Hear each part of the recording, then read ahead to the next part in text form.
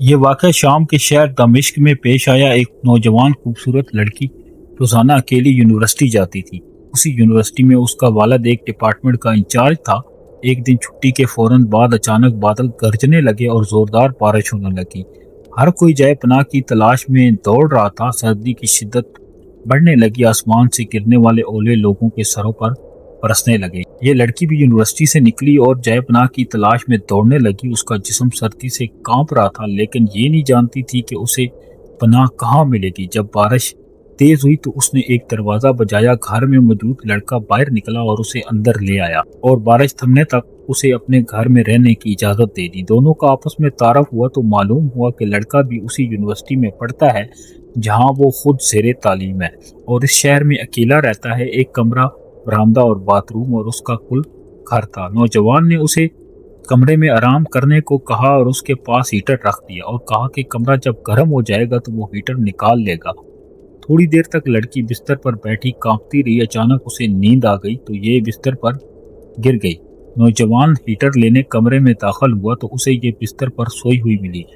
لڑکی جنت کی حوروں کی سردار لگ رہی تھی۔ وہ ہیٹر لیتے ہی فوراً کمرے سے باہر نکل گیا، لیکن شیطان جو کہ اسے گمراہ کرنے کے موقع کی تلاش میں تھا اسے وسوسے دینے لگا۔ اس کے ذہن میں لڑکی کی تصویر خوبصورت بنا کر دکھانے لگا۔ تھوڑی دیر میں لڑکی کی آنکھ کھل گئی۔ جب اس نے اپنے آپ کو بستر پر لیٹا ہوا پایا تو ہڑبڑا کر اٹھ گئی اور گھبراہٹ کے عالم میں بے تحاشا باہر کی طرف دوڑنے لگی۔ اس نے برآمدے میں اسی نوجوان کو بے ہوش پایا۔ وہ انتہائی گھبراہٹ کے عالم میں گھر کی طرف دوڑنے لگی اور پیچھے مڑ کر بھی نہ دیکھا، یہاں تک کہ اپنے گھر پہنچ کر باپ کی گود میں سر رکھ دیا، جو کہ پوری رات اسے شہر کے ہر کونے میں تلاش کرتا رہا۔ اس نے تمام واقعہ اپنے باپ کو سنا دیا اور قسم کھا کر کہا کہ میں نہیں جانتی کہ جس عرصے میں میری آنکھ لگ گئی تھی اس وقت میرے ساتھ کیا ہوا، کچھ نہیں پتا۔ اس کا باپ انتہائی غصے کے عالم میں اٹھا اور یونیورسٹی پہنچ گیا اور اسی دن غیر حاضر ہونے والے طالبہ کے بارے میں پوچھا تو پتہ لگا کہ ایک لڑکا شہر سے باہر گیا اور ایک بیمار ہے، ہسپتال میں داخل ہے۔ باپ ہسپتال پہنچ گیا تاکہ اسی نوجوان کو تلاش کرے اور اس سے اپنی بیٹی کا انتقام لے۔ ہسپتال میں اس کی تلاش کے بعد جب اس کے کمرے میں پہنچا تو اسے اس حالت میں پایا کہ اس کی دونوں ہاتھوں کی انگلیاں پٹیوں سے بندھی ہوئی تھیں۔ اس نے ڈاکٹر سے اس مریض کے بارے میں پوچھا تو ڈاکٹر نے بتایا کہ جب یہ ہمارے پاس لایا گیا تو اس کے دونوں ہاتھ جلے ہوئے تھے۔ باپ نے نوجوان سے کہا کہ تمہیں اللہ کی قسم ہے، مجھے بتاؤ کہ تمہیں کیا ہوا ہے۔